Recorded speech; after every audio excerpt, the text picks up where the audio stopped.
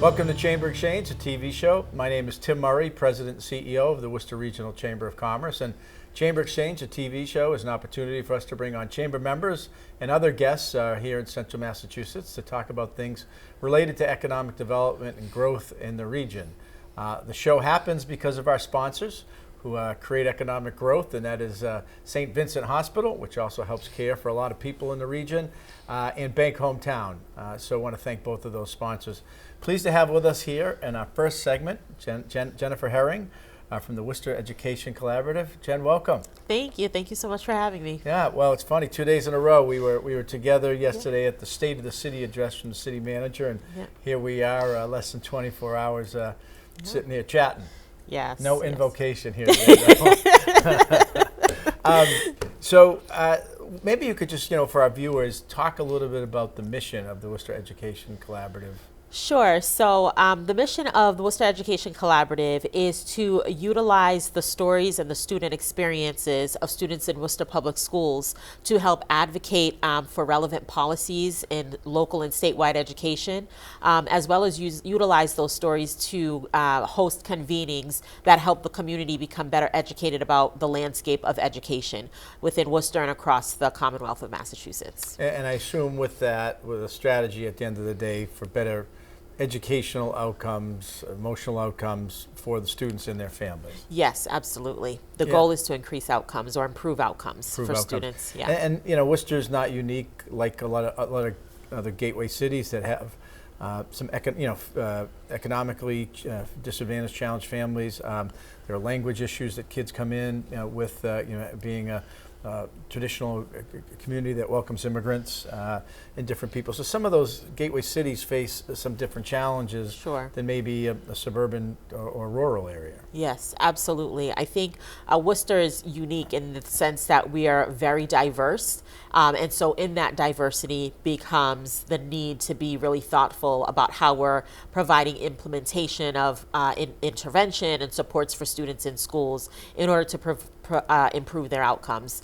And so everything from special education to students, multilingual learners, students experiencing poverty, and students that are gifted and talented. I mean, there's a range of needs in Worcester Public Schools. And so our goal is to work collaboratively with Worcester Public Schools to ensure that we're providing the best experiences for students as possible. Right, I think 90-something languages spoken in the Worcester Public Schools. Yes, and about 26,000 students. Right, 26,000 students and 5,000 plus employees. So a big operation with a lot of moving parts, logistics, and students coming and going every day. So you have a board, representative of the community, people involved and concerned about education? Yes, absolutely. So we have a range of folks represented on our board, from Chamber of Commerce to folks that work closely with or within Worcester Public Schools or with education in general or higher education.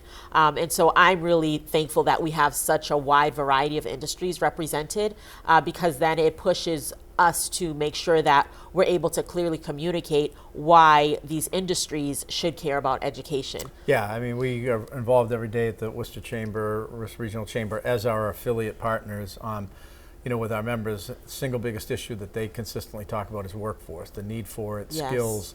And yes, our colleges and universities are important in that regard, but our high schools especially are perhaps one of the biggest feeders from kids who either go to school, if they do go on to school, many do, to colleges, they're local, or they go right into the workforce. So having good educational outcomes, kind of some level of work experience or understanding what the workplace needs is critical. Absolutely. And I think for me, one of the things I've noticed so far is the need for folks who will be welcoming the future workforce to understand why it's so critical to even care about the challenges that we're all facing in our educational system currently. Right.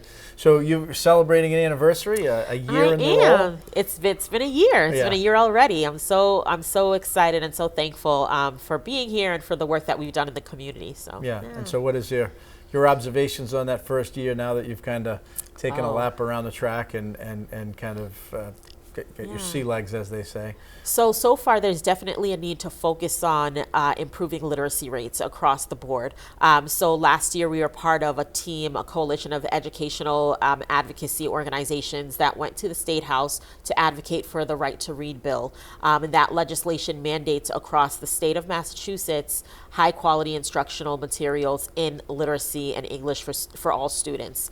And so that, while a win, is just the first step, right? So we want to make sure that we're holding folks accountable. We're educating parents and caregivers on how to do that work at home and how to work collaboratively with their educators and their children's school to make sure that that work happens. Yeah, and it's kind of going back to basics. Phonics, right? It's a big Yes. piece of this, and that bill just passed. Yes, absolutely. So for phonics, and so as an organization, we're defining literacy as not just phonics and reading comprehension, but the ability to have academic discourse and incorporating the grade level academic text that's on the table. And so we practice that with our families, with our staff, within our community partners. One of the activities that we do as an organization is every month we host Worcester Education Equity Roundtable meetings, where we have folks that serve youth and families come together to talk about ways to collaboratively address some of the challenges we're seeing in education. And of course, literacy is our first a priority on our agenda. Yeah, and you know, it was kind of,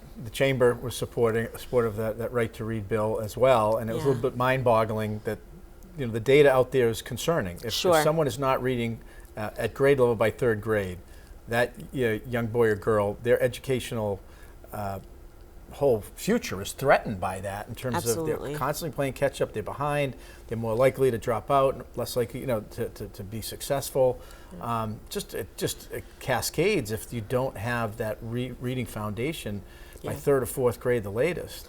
Absolutely, and I think it's also important to note that even students who do not plan on going the college route post-secondary, they still need to be literate to do a trade, right? You need to be able to read your contracts. If you want to start a business, you need to be able to do that work. And Training manual. Yes, absolutely. And so policies and procedures, legislation, law, like there's so many reasons as to why we all as a community should care about the literacy of our students. Yeah, and then astoundingly, there were people fighting that bill and looking to advocate for continue the status quo. I tell the stories everywhere I go of the opposing testimony that day. It was truly life-changing for me. Yeah, absolutely. Not necessarily the kids in mind. Yes, which was interesting to watch. But biggest challenge this past year, or where do you see kind of the opportunity going forward?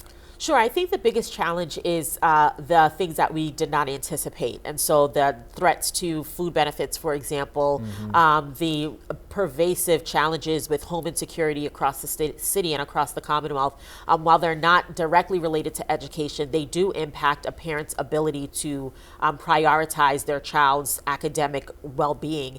And so really thinking about ways to partner with local organizations that provide resources and basic needs to families so that students can come to school ready to learn, and so that it then more easily facilitates the advocacy work that we need to do as an organization. Yeah, that's really important.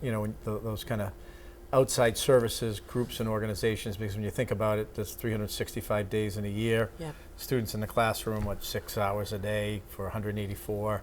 So to the extent that there can be other supports and reinforcements from an academic perspective and a physical, emotional, growth. Those are really important in terms of the continuum and progress. Absolutely. So if people want to learn more about the Worcester Educational Collaborative, or WEC, as it's sometimes referred to, how do they keep in touch, stay engaged, maybe support the work? Yes, absolutely. So we're on Instagram, Facebook, LinkedIn. We also have a website. It's wecollaborative.org, and all of our contact information are on all of those platforms. You also can email me at jennifer.herring@wecollaborative.org to find out more ways to get involved and to support the work. Great. Well, Jennifer Herring, the leader of the Worcester Education Collaborative, great to have you here today, and congratulations on a year. Thank you so much. much. Look forward to working with you and the team. Likewise. These days, you've got your hands full in life. That's why we help you bank simply and securely with tools like Face ID and Touch ID. It's why we make it easy to make purchases on the go and get cash back while you're at it. Why we help you quickly deposit checks wherever you are. And it's why we lend a hand with sending and receiving money right from your phone. So even when you're on the move, you can manage your finances. Bank Hometown. Unlock your potential.